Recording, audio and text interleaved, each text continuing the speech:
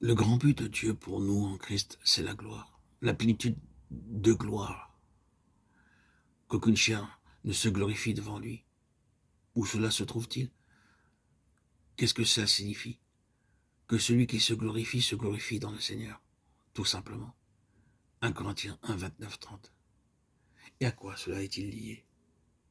Il a été fait pour nous, de la part de Dieu, sagesse et justice, et sanctification, et rédemption, afin, comme le dit l'Écriture, que celui qui se glorifie dans le Seigneur.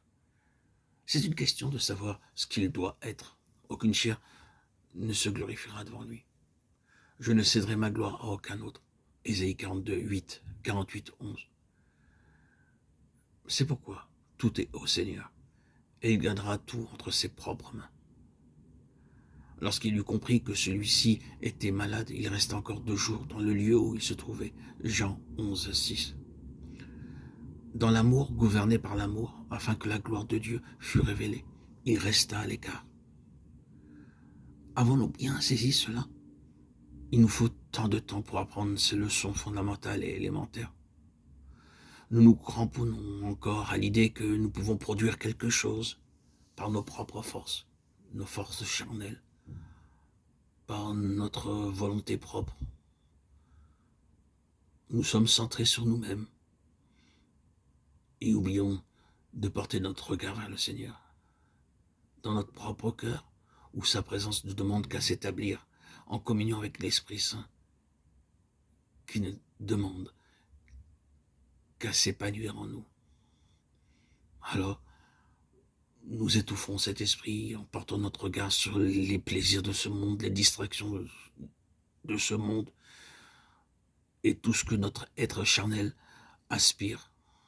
Le vieil homme n'est pas tout à fait mort. Et tous nos jours sont misérables et pauvres, sans aucune fécondité, richesse, épanouissement. Ces jours misérables ne sont que le résultat que de cet espoir que nous avons encore de pouvoir donner quelque chose au Seigneur. Et comme nous n'y arrivons pas, mais que nous faisons continuellement faillite, nous sommes misérables, parfaitement misérables. Nous pensons apporter notre contribution au Seigneur, lui amener un plus, alors que nous sommes à zéro lorsque nous utilisons nos propres forces, nos forces charnelles.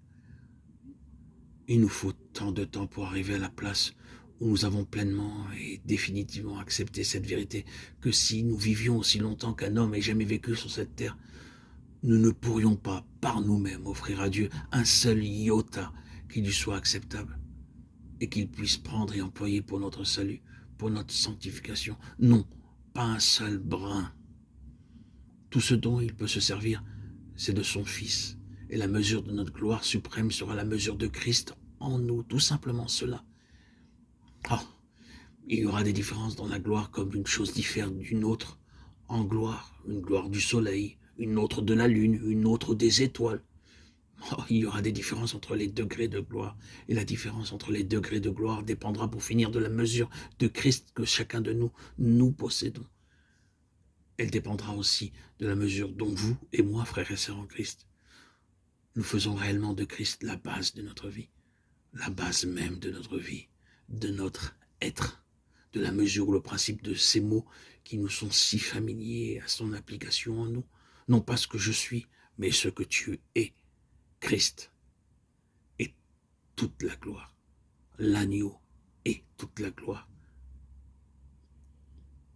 Mes bien-aimés, quoi que ce soit que nous emportions dans ces méditations, retenons bien ceci, c'est qu'au point de vue de Dieu, la gloire de la vie dépend entièrement de notre compréhension de Christ, de notre appropriation de Christ et de notre appréciation de Christ par la foi.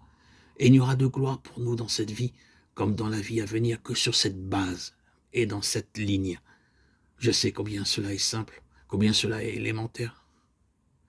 Mais c'est une chose qui gouverne tout, la gloire, que le Seigneur soit glorifié en nous. Peut-il y avoir une chose plus grande que celle-là? Que le Seigneur soit glorifié en nous. La gloire de Dieu est liée à la résurrection. Et la résurrection est seulement et uniquement la prérogative de Dieu. Si donc Dieu doit être glorifié en nous, nous devons, vous et moi, vivre de lui, qui est la résurrection et la vie, de jour en jour. Et le connaître comme la résurrection et la vie, à mesure que nous avançons dans notre vie.